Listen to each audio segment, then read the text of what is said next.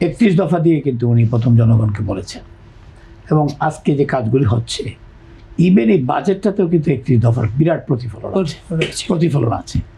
আমার মনে হয় যে আমি যদি বাজেটের কথা একটু বলি, বাজেট দিয়ে কেন মানে তার তো কার্যক্রমে বলতে হবে, খালি তো বললে হবে না মুখে যে আমি এইটা করে ফেলছি এটা করে। মানুষ উইল জাজ him which is activities what is doing. Like ধরেন ফার্মার্স কার্ড, ধরেন আমরা মানে ইয়ে দেবো ফ্যামিলি কার্ড, বিভিন্ন নিয়ে অনেক কিছু বলে। কিন্তু আমি গ্রামে যাই, আপনার তো অনুসন্ধান লোক, আমি আশা করি যে ওনার গ্রামের সঙ্গে লিঙ্ক আছে, অত আমাদের দেশে অনেক লিঙ্ক আছে আমাদের। আমরা তো দেখি গ্রামে 500টা টাকা খুব ইম্পর্টেন্ট, 500 টাকা to a women like that কিন্তু খুব ইম্পর্টেন্ট।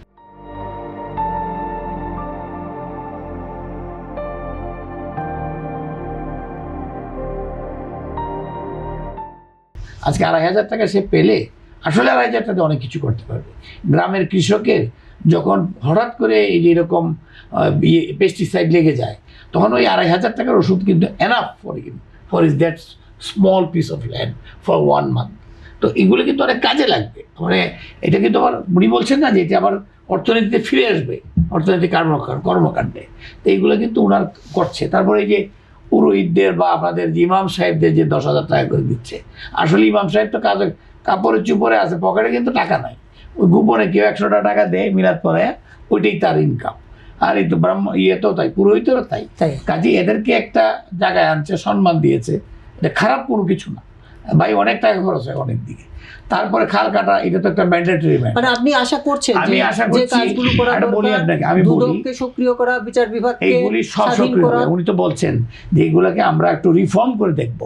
এখন এইখানে কিন্তু ওনাকে মানে ইয়ে করার কোনো কারণ নাই, কেউ ওনাকে ভুল বুঝাইতে পারবে এটা কারণ নাই। হি যথেষ্ট ইন্টেলিজেন্ট আছে, উনি কিন্তু বুঝে জিনিসটা। হয়তো নতুন হিসাবে আরেকটু টাইম লাগবে। একটা জিনিস বুঝেন যে সময় গেছে মাত্র 4 মাস, এর মধ্যে 3 মাস, এর মধ্যে তাকে মাতৃবিয়োগ দেখতে হয়েছে। তার মা তো এরকম একটা সাধারণ মানুষ না। বাংলাদেশে 3বার উনি প্রাইম মিনিস্টার এবং জনগণের একটা বিরাট নেতা। তার পরিবারে কেমন কী ছিলেন উনি, তো ওনার মৃত্যুটা দেখতে হয়েছে।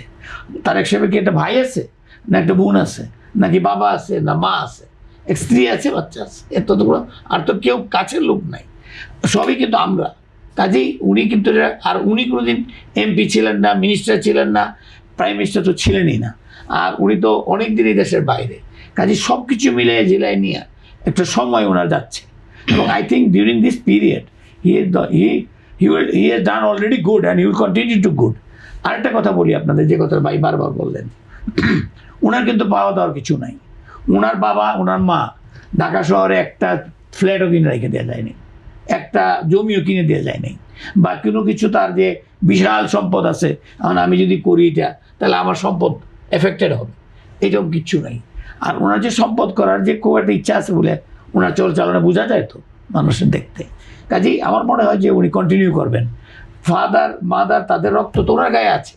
আমরা তো বুঝতেই পারি যে না, আজকে একটা ভালো পরিবারের ছেলে, he should be doing equally good as per is father mother.